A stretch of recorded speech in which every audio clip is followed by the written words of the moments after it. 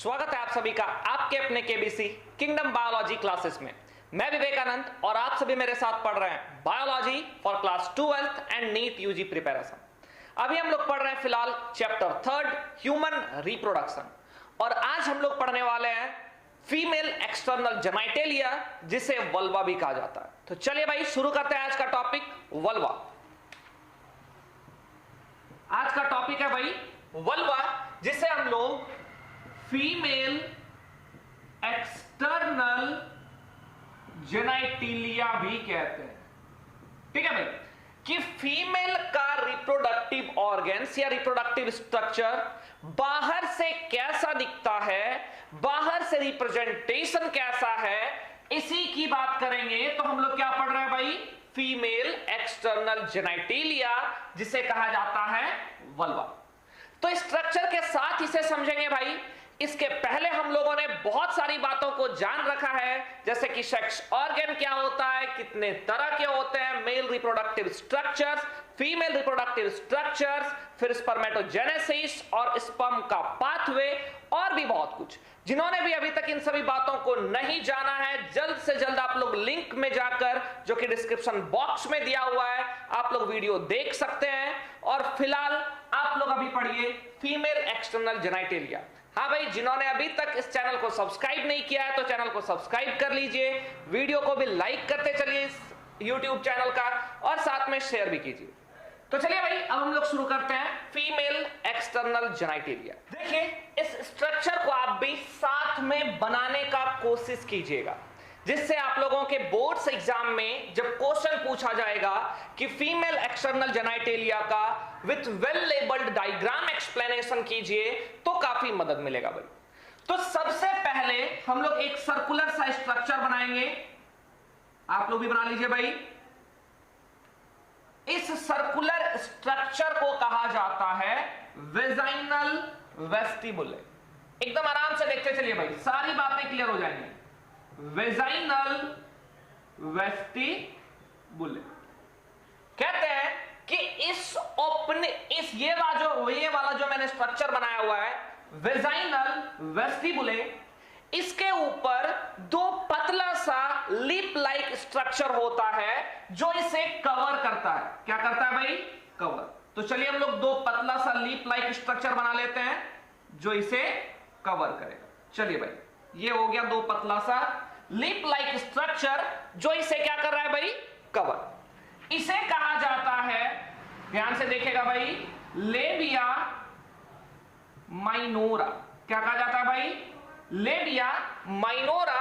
और कई जगहों पर आपको लेबिया माइनस भी लिखा हुआ मिल सकता है। ये लेबिया बता रहा है कि लिप लाइक स्ट्रक्चर होता है, लिप लाइक फोल्डिंग्स होता है मस्कुलर, और ये माइनोरा या फिर माइनस बता रहा है कि ये छोटा होता है। कहते हैं यहां पर जहां पर ये दोनों तरफ से लेबिया माइनोरा मिल रहा होता है, वहां आपको एक फिंगर लाइक प्रोजेक्शंस देखने को मिलेगा, छोटा सा। ठीक है भाई, इस छोटे से फिंगर लाइक प्रोजेक्शन को कहा जाता है क्लीटोरिस। क्या कहा जाता है भाई? क्लीटोरिस। आपको बता दूं कि ये फीमेल में मोस्ट सेंसिटिव पार्ट होता है। इस क्लीटोरिस की अगर बात करेंगे तो एक बहुत ही इंपॉर्टेंट क्वेश्चन पूछा जाता है कि ये क्लीटोरिस ह्यूमन मेल के किस ऑर्गन के साथ होमोलॉगस होता है? तो आंसर देंगे भाई पेनिस। क्या आंसर देंगे? पेनिस। बहुत इंपॉर्टेंट क्वेश्चन है, मैं बाद में फिर एक बार डिस्कस करूंगा। कहते हैं कि इस क्लीटोरिस के ऊपर ध्यान से देखिएगा तो एक कवर पाई जाती है। क्या पाई जाती है भाई? कवर।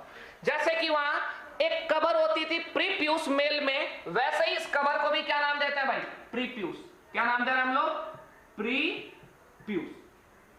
अब कहते हैं कि इन सभी स्ट्रक्चर्स के ऊपर भी एक बड़ा सा मस्कुलर फोल्ड होता है जो लिप लाइक कवरिंग के तरह होता है। इस बड़े से स्ट्रक्चर को ध्यान से देखिएगा, ये जो बड़ा वाला स्ट्रक्चर है, इस बड़े वाले स्ट्रक्चर को कहा जाता है लेबिया मेजोरा। क्या कहा जाता है भाई? लेबिया मेजोरा या फिर मेजस भी बहुत जगह लिखा रहता है। ये बड़ा सा लीप लाइक स्ट्रक्चर है, मस्कुलर स्ट्रक्चर है जो इसको कवर कर रहा होता है। इसे क्या कहा जा रहा है भाई? लेबिया मेजोरा या फिर मेजर। इस लेबिया मेजोरा के ऊपर की अगर हम लोग बात करेंगे तो इस रीजन को भाई मॉन्स प्यूबिस कहा जाता है। क्या कहा जाता है भाई? Mons pubis. अब इस मॉन्स प्यूबिस वाले रीजन पर ध्यान से देखिएगा, ये जो मॉन्स प्यूबिस रीजन है यहां पर कनेक्टिव टिश्यू होता है, सबक्यूटेनियस कनेक्टिव टिश्यू, जो कि ये जो मॉन्स प्यूबिस है ये प्यूबिक रीजन में पाया जाता है। इस मॉन्स प्यूबिस के ऊपर आपको हेयर्स देखने को मिलेगा। क्या मिलेगा देखने को भाई? हेयर्स। तो चलिए नेमिंग कर देते हैं इसे भी, हेयर्स। ये क्या हो गया भाई? हेयर्स। अब ध्यान से देखिए भाई इस स्ट्रक्चर को। ये जो वेजाइनल वेस्टिबुले है, इस वेजाइनल वेस्टिबुले के अंदर आपको 2 ओपनिंग्स देखने को मिलेगा। कितना ओपनिंग्स भाई? 2। ध्यान से देखिए, इस छोटे वाले ओपनिंग को कहा जाता है, ध्यान से देखिए, यूरेथ्रल ऑरिफिस। क्या कहा जाता है भाई? Urethral orifice. इस यूरेथ्रल ऑरिफिस का क्या काम है? कहते हैं कि इस यूरेथ्रल ऑरिफिस का काम है यूरिन डिस्चार्ज। क्या काम है भाई? Urine discharge. तो यहां से क्या निकलेगा भाई? यूरिन। और ये जो बड़ा वाला यहां पर हम लोगों को दिख रहा है, इस बड़े वाले को हम लोग कहते हैं वेजाइनल ऑरिफिस। क्या कहते हैं भाई? Vaginal orifice. अब इस वेजाइनल ऑरिफिस की बात करेंगे तो यहीं से पेनिस एंटर करेगा, जिससे वहां पर स्पर्म डिस्चार्ज किया जाएगा। इसी रास्ते से होते हुए बेबी बाहर भी आता है। ये आधा कवर्ड होता है, पार्शियली क्या होता है भाई? कवर्ड। अब कहता है पार्शियली जिस मेम्ब्रेन से ये कवर्ड होता है, इस मेम्ब्रेन को कहते हैं हाइमन। क्या कहते हैं भाई? हाइमन। कहते हैं जब तक सेक्सुअल एक्टिविटी, जनरली बात कर रहा है, जब तक सेक्सुअल एक्टिविटी ना हुआ हो तब तक ये हाइमन बना रहता है। जब सेक्सुअल एक्टिविटी हो जाए, जब इसके अंदर पेनिस इंटर करेगा तो ये रप्चर हो जाता है। ध्यान से सुनिएगा। और यहीं आसपास आपको 2 पी मटर के दाने जैसा 2 ग्लैंड मिलेगा, दोनों ही साइड। इस ग्लैंड को नाम देते हैं भाई बार्थोलिन्स ग्लैंड। क्या नाम दिया जाता है भाई? Bartholin's gland. ध्यान से देखिए। अब इस हाइमन के बारे में थोड़ा सा समझते हैं। कहते हैं इस हाइमन को साइन ऑफ वर्जिनिटी कहा जाता है। मतलब ऐसे फीमेल जिन्होंने सेक्सुअल एक्टिविटी को एक्सपीरियंस नहीं किया है, उनमें माना जाता है कि ये हाइमन परसिस्ट कर जाता है, रह जाता है, इसलिए इस हाइमन को साइन ऑफ वर्जिनिटी कहा जाता है। अब आपसे एक क्वेश्चन आएगा कि क्या भाई इस हाइमन के बेसिस पर आप बता सकते हैं कि कोई लड़की वर्जिन है या नहीं है? तो भाई आप पढ़े लिखे हैं, आप आंसर दीजिएगा नहीं। अब क्वेश्चन उठता है क्यों नहीं? सर जी अभी आपने ही तो कहा कि जिनमें सेक्सुअल एक्टिविटी नहीं हुआ होगा वो हाइमन परसिस्ट कर जाएगा, मतलब जिसमें ये हाइमन नहीं है वो सेक्सुअल एक्टिविटी में इंडल्ज हो चुका है। लेकिन भाई अभी मैं आपको और एक बात समझा रहा हूं कि ये जो हाइमन है कभी स्पोर्ट्स के दौरान, रनिंग में, हो सकता है हॉर्स राइडिंग में, साइकिलिंग के दौरान, या फिर हो सकता है कभी फिसल के गिरने के कारण ये हाइमन फट सकता है। तो जब ये हाइमन फट जाएगा दैट मीन्स कि यहां तो सेक्सुअल एक्टिविटी हुआ भी नहीं और हाइमन खत्म हो जा रहा है, तो हाइमन को हम लोग साइन ऑफ वर्जिनिटी नहीं कह सकते हैं। पुराने जमाने में ऐसा किया जाता था कि शादी के बाद बेड पर जो बेडशीट लगाया जाता था वो व्हाइट लगाया जाता था। अभी भी कई शहरों में ऐसा होता है, गांवों में ऐसा होता है। कहते हैं इसका क्या मतलब था भाई? तो कहते हैं कि शादी के बाद फर्स्ट नाइट में जब सेक्सुअल एक्टिविटी होती है और पेनिस इस विजाइनल ऑरिफिस के अंदर जाएगा और ये हाइमन फटेगी तो वहां ब्लड निकलेगा। क्या निकलेगा भाई? ब्लड। और ये ब्लड बताता है कि वो फीमेल वर्जिन है या फिर नहीं। लेकिन आप लोग सोच के देखिए कि अगर ये हाइमन पहले ही फट चुका होता, हो सकता है स्पोर्ट्स में, साइकिलिंग में या गिरने के कारण से, तब तो भाई ब्लड आएगा नहीं। दैट मीन्स वो फीमेल वर्जिन नहीं है। ऐसा हो सकता है क्या? नहीं। मतलब ये हाइमन साइन ऑफ वर्जिनिटी नहीं बता सकता है। हो सकता है कि कई बार ऐसा भी होता है सेक्सुअल एक्टिविटी होने के बाद भी ये हाइमन परसिस्ट कर जाता है, फिर तो भाई वहां सेक्स हो चुका है, फिर भी ये हाइमन परसिस्ट कर रहा है, मतलब ये हाइमन साइन ऑफ वर्जिनिटी नहीं है। आपके एनसीईआरटी में एक पॉइंट और नया दिया हुआ है, वेजाइनल टेम्पोन के इंसर्शन से भी ये हाइमन फट जाता है। अब ये वेजाइनल टेम्पोन क्या होता है भाई? कहते हैं कि मेंस्ट्रुअल साइकिल के दौरान जब बहुत ज्यादा एक्सेसिव ब्लीडिंग होती है, तो उस ब्लीडिंग को रोकने के लिए एक ऐसा ही सिलिंड्रिकल कॉटन का बना एक स्ट्रक्चर होता है। इस स्ट्रक्चर को वेजाइना में अंदर इंसर्ट किया जाता है ताकि ब्लड बहुत ज्यादा बाहर ना निकले। तो जब इस वेजाइनल टेम्पोन को अंदर इंसर्ट किया जाएगा तो उससे भी क्या होगा भाई? ये जो हाइमन है वो फट जाएगा। मतलब यहां भी बगैर सेक्सुअल एक्टिविटी के हाइमन क्या हो रहा है भाई? फट रहा है। दैट मीन्स कि ये हाइमन साइन ऑफ वर्जिनिटी नहीं हो सकता है। आपके एनसीईआरटी में इस पे एक बड़ा ही अच्छा बहुत पैराग्राफ दिया हुआ है, आप लोग पढ़ेंगे तो मिल जाएगा। यहां से क्वेश्चन बनता है भाई बोर्ड्स में कि क्या हाइमन को साइन ऑफ वर्जिनिटी कहा जाना चाहिए, हाँ या नहीं? अपने आंसर के संदर्भ में एक्सप्लेन कीजिए। तो आंसर देंगे भाई नहीं, और एक्सप्लेनेशन आप बिल्कुल कर सकते हैं कि हाइमन कई बार स्पोर्ट्स, हॉर्स राइडिंग, साइकिलिंग या गिरने के क्रम में या वेजाइनल टेम्पोन के इंसर्शन से फट जाता है, तो बगैर सेक्सुअल एक्टिविटी के भी ये फट सकता है। इसलिए हाइमन क्या नहीं होगा भाई? साइन ऑफ वर्जिनिटी नहीं होगा।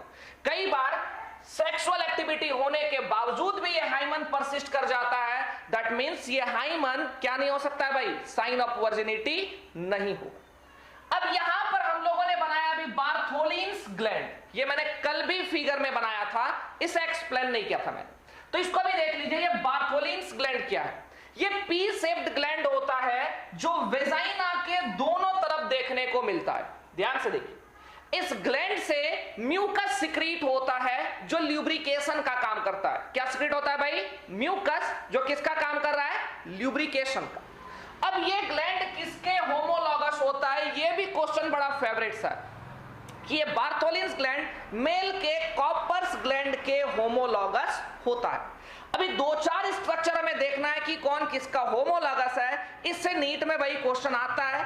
फिलहाल तो आप इस स्ट्रक्चर को समझिए कि इस वेजाइनल वेस्टिबुले के अंदर दो ओपनिंग होती है। एक ओपनिंग यूरिन डिस्चार्ज के लिए होती है जिसे यूरेथ्रल ओरिफिस कहा जाता है, दूसरे ओपनिंग को हम लोग वेजाइनल ओरिफिस कहते हैं। ये आपके सेक्सुअल एक्टिविटी और बेबी के डिलीवरी के दौरान मदद कर रहा है। फिर कह रहे हैं कि ये जो आपका वेजाइनल ओरिफिस है ये पार्शियली कवर्ड होता है विद अ थिन मेम्ब्रेन, जिस मेम्ब्रेन को क्या बोल रहे हैं भाई हम लोग? हाइमन। यहां पर आपको वेजाइना के दोनों ही साइड बार्थोलिन्स ग्लैंड देखने को मिलता है। इस वेजाइनल ओरिफिस के बाहर दो पतले पतले लिप लाइक स्ट्रक्चर होते हैं, इसे कहा जाता है लेबिया माइनोरा या फिर लेबिया माइनस। इसके बाहर अगर देखेंगे तो दो बड़ा बड़ा मस्कुलर क्या मिलेगा भाई? फोल्ड्स मिलेगा। इस बड़े मस्कुलर फोल्ड को लेबिया मेजोरा कहा जाता है या लेबिया मेजस कहा जाता है। कहते हैं ऊपर में आपको मिलेगा मॉन्स प्यूबिस जो प्यूबिक रीजन में पाया जाता है, जिसके नीचे अगर बात करेंगे तो सबक्यूटेनियस फैट लेयर होता है। ठीक है भाई। अब हम लोग बात करेंगे, यहां कुछ हेयर्स मिलेगा आपको। अब देखिए भाई कि यहां मैंने बताया था कि जहां पर दो लेबिया माइनोरा मिल रहा होता है वहां पर एक छोटा सा स्ट्रक्चर होता है जिसे कहते हैं क्लिटोरिस। ये फीमेल में मोस्ट सेंसिटिव पार्ट होता है, ये कवर्ड होता है प्रीप्यूस के द्वारा। क्लियर है भाई? अब ध्यान से देखिएगा कि इस लेबिया माइनोरा और लेबिया मेजोरा के बीच में एक लाइनिंग होती है जो इन्हें कनेक्ट कर रहा होता है। इस लाइनिंग को कहते हैं फोरचीटे। क्या कहते हैं भाई? फोरचीटे। और यही नीचे में फिर मिलेगा एनस। क्या मिलेगा भाई? एनस। नीचे में क्या देखने को मिलेगा भाई? एनस। अब बात करते हैं इस फोरचीटे और इस एनस के बीच के लाइनिंग को, इसको कहते हैं पेरिनियम। क्या कहते हैं भाई? पेरिनियम। कहते हैं फीमेल्स में ये जो एनस है और ये जो पूरा वल्वा है, ये दोनों काफी क्लोज होता है, इसलिए इन्फेक्शन का चांसेस भी ज्यादा होता है। तो भाई ये स्ट्रक्चर था अपना वल्वा, जिसे कह रहे हैं फीमेल एक्सटर्नल जेनाइटिलिया। यहां से क्वेश्चन भाई पक्का आता है, तो आप लोग इस स्ट्रक्चर को पूरा याद रखिएगा और जितने भी पॉइंट्स को मैंने बताया इन सभी को एकदम से ही याद रखिएगा। क्लियर है भाई? अब चलिए हम लोग कुछ होमोलॉगस स्ट्रक्चर्स के बारे में बात करते हैं। तो एक तरफ भाई हम लोग लिख लेते हैं मेल और दूसरी तरफ लिख लेते हैं फीमेल। अगर मेल की बात करेंगे तो मेल का डार्टोज मसल्स, ध्यान से देखिएगा भाई, कौन सा मसल्स? डार्टोज मसल्स। ये फीमेल के मायोमेट्रियम, ये किसके भाई? फीमेल के मायोमेट्रियम के होमोलॉगस होता है। भाई यहां से क्वेश्चन आता है, मैं फिर से कह रहा हूं, ध्यान से एकदम से याद रखिएगा इसे, कि मेल के डार्टोज मसल्स के होमोलॉगस फीमेल का मायोमेट्रियम होता है। नेक्स्ट अगर हम लोग बात करेंगे मेल का काउपर्स ग्लैंड, कौन सा ग्लैंड भाई? Cowper's gland. फीमेल के बार्थोलिन्स ग्लैंड, कौन सा ग्लैंड भाई? बार्थोलिन्स ग्लैंड के होमोलॉगस होता है। फिर तीसरे अगर हम लोग बात करेंगे स्ट्रक्चर की, तो लेबिया मेल में स्क्रोटम, मेल में क्या भाई? स्क्रोटम। ये फीमेल के लेबिया मेजोरा, किसके भाई? लेबिया मेजोरा के होमोलॉगस होता है। फिर हम लोग बात करेंगे मेल में पेनिस, मेल में क्या भाई? पेनिस। ये फीमेल में क्लिटोरिस के होमोलॉगस होता है। ये चारों पॉइंट बहुत ही इंपॉर्टेंट है भाई, यहां से क्वेश्चन आता ही आता है, करोड़ों का पॉइंट है, याद रखिएगा कि डार्टोज मसल्स फीमेल के मायोमेट्रियम के होमोलॉगस होता है, कॉपर्स ग्लैंड फीमेल के बार्थोलिन्स ग्लैंड के होमोलॉगस होता है, स्क्रोटम लेबिया मेजोरा के होमोलॉगस होता है, और ये पेनिस क्लिटोरिस के होमोलॉगस होता है। इन सभी बातों को आप लोग भाई याद रखिएगा। होमोलॉगस बता रहा है कि इनका ओरिजिन क्या है भाई? सेम है। क्या भाई? ओरिजिन सेम है। तो इन बातों को आप लोग याद रखिएगा। अब अगला टॉपिक हमें पढ़ना है ओवरी। क्या पढ़ना है भाई? ओवरी। सिंपली जैसे ही आप ओवरी सुनते हो दिमाग में जाना चाहिए गोनैड। क्या जाना चाहिए भाई? गोनैड। और दूसरा बात जो दिमाग में आना चाहिए वो आना चाहिए प्राइमरी सेक्स ऑर्गन, क्योंकि गोनैड्स क्या होता है भाई? Primary sex organ. Why? Because they produce gamete. Female में कौन सा गैमेट होता है भाई? ओवम। कौन सा होता है? ओवम। तो इस ओवरी को हम लोग क्या बोलेंगे भाई? Primary sex organ. क्या बोलेंगे भाई? प्राइमरी सेक्स ऑर्गन जो प्रोड्यूस करता है गैमेट, दैट इज ओवम। तो चलिए भाई लिखते हैं ओवरी क्या है भाई? Primary sex organ of female that produces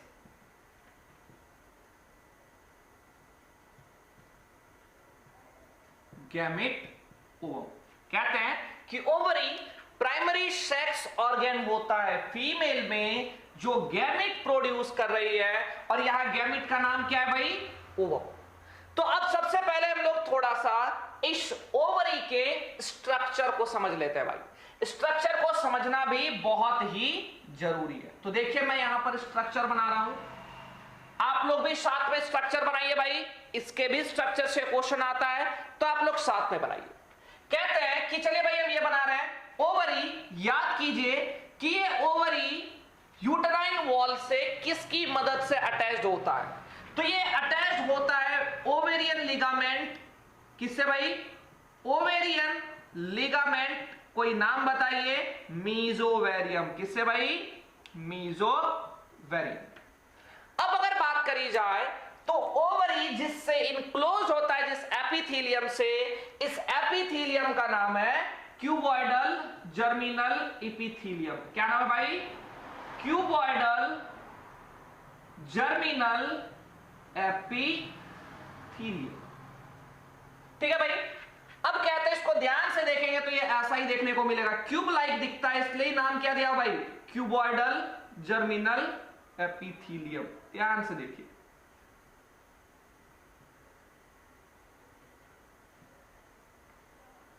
इसे क्या कहा गया भाई?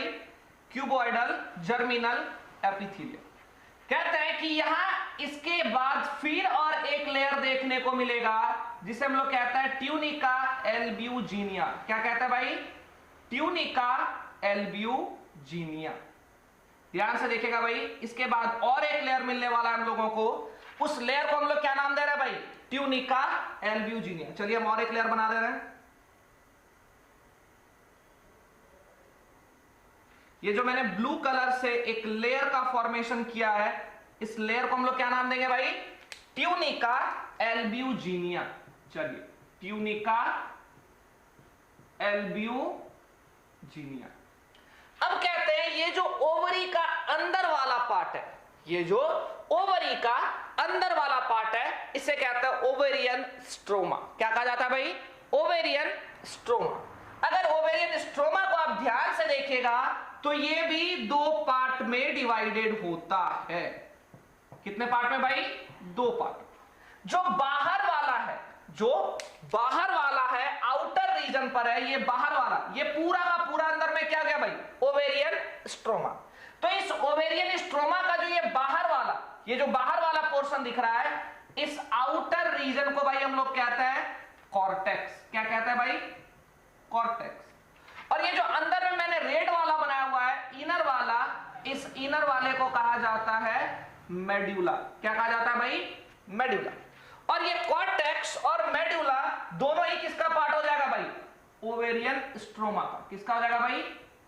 Ovarian stroma.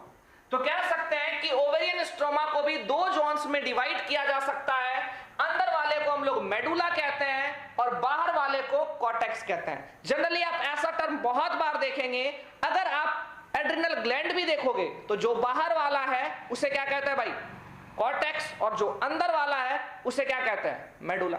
वैसे ही आप किडनी देखोगे तो जो बाहर वाला है उसे क्या कहते हैं? कॉर्टेक्स, और जो अंदर वाला है उसे क्या कहेंगे? मेडुला। वैसे ही यहां जो बाहर वाला है वो कॉर्टेक्स और जो अंदर वाला है मेडुला। तो इस तरीके से कहीं ना कहीं अपना कंप्लीट होता है स्ट्रक्चर ऑफ ओवरी। अब बात करते हैं भाई, ये जो ओवरी है, इस ओवरी की अगर बात करेंगे तो इस ओवरी का फंक्शन क्या है भाई? What are the functions of ovary? तो सिंपली हम लोग बोलेंगे फंक्शन की बात, प्रोडक्शन। क्या भाई? प्रोडक्शन। किस चीज का प्रोडक्शन? सबसे पहले तो ये गैमिट का प्रोडक्शन करेगा, और ये गैमिट कौन सा हो जाएगा भाई? ओवम। क्या हो गया भाई? ओवम। और दूसरे अगर हम लोग फंक्शन की बात करेंगे तो ये हॉर्मोन्स प्रोड्यूस करता है। क्या प्रोड्यूस करता है भाई? हॉर्मोन्स। तो अगर हम लोग बात कर रहे हैं फंक्शन ऑफ ओवरी तो हम लोग बताएंगे कि दो फंक्शन, पहला गैमिट फॉर्मेशन, गैमिट कौन है भाई? ओवम, और दूसरा हार्मोन प्रोडक्शन। अब बात आती है कि हार्मोन कौन कौन सा है, तो भाई हम लोग इस हार्मोन को भी दो कैटेगरी में कैटेगराइज कर लेते हैं। सबसे पहला स्टेरॉयड हार्मोन और दूसरा प्रोटीन हार्मोन। जो फैट से बना हार्मोन होगा उसे हम लोग क्या बोलेंगे भाई? स्टेरॉयड हार्मोन, और जो प्रोटीन का बना होगा उसे क्या कहेंगे? Protein hormone. तो भाई ये स्टेरॉयड हार्मोन कौन कौन सा होता है? स्टेरॉयड हार्मोन हो जाएगा भाई एस्ट्रोजन और दूसरा प्रोजेस्टेरोन। और अगर हम लोग प्रोटीन हार्मोन की बात करेंगे तो ये हो जाएगा रिलैक्सिन। तो देखिए भाई यहां तीन तीन हार्मोन का हम लोगों ने नाम मेंशन किया हुआ है। स्टेरॉयड हार्मोन में एस्ट्रोजन और प्रोजेस्टेरोन, और प्रोटीन हार्मोन में रिलैक्सिन। कौन सा भाई?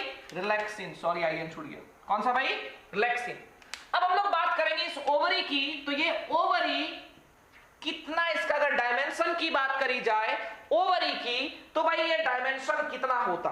तो कहते हैं कि ये 2 से 4 सेंटीमीटर लंबा होता है। कितना सेंटीमीटर भाई? 2 to 4 सेंटीमीटर इन लेंथ। अगर हम लोग लेंथ की बात करेंगे तो कितना होगा भाई? 2 से 4 सेंटीमीटर। फिर बात करेंगे कि भाई इस ओवरी का पोजीशन कहां है, ये ओवरी कहां पर मिलेगा, तो हम लोग बोलेंगे कि एब्डोमेन के लोअर साइड में दोनों तरफ, ध्यान से देखेगा भाई, कहां मिलेगा? इन द लोअर एब्डोमेन, और वो भी दोनों साइड। अब एब्डोमेन किसे कह रहे हैं? जो डायफ्राम के नीचे का कैविटी है वो एब्डोमिनल कैविटी होता है, और जो डायफ्राम के ऊपर का कैविटी है उसे क्या कहा जाता है भाई? Thoracic cavity. तो हम लोग क्या बोलेंगे? It is located on each side side of the lower abdomen. Located on each side of lower abdomen. अब हम लोग बात करेंगे कि ये ओवरी भाई जुड़ा कहां से होता है, ओवेरियन वॉल से, यूटेराइन वॉल से। तो हम लोग को सबको पता है किसकी मदद से जुड़ा होता है भाई, मीजोवेरियम। तो हम लोग क्या लिखेंगे भाई, कनेक्टेड विथ किससे भाई, यूटेरस। किससे भाई, यूटेरस। किससे जुड़ा होता है, यूटेरस से, विद द हेल्प ऑफ किससे भाई, मीजोवेरियम। किसकी मदद से, मीजोवेरियम की मदद से ये यूटेरस से जुड़ा रहता है। अब हम लोगों ने जैसा कि काम बताया, इस ओवरी का काम है ओवम प्रोड्यूस करना। क्या प्रोड्यूस करना भाई, ओवम, और दूसरा हार्मोन।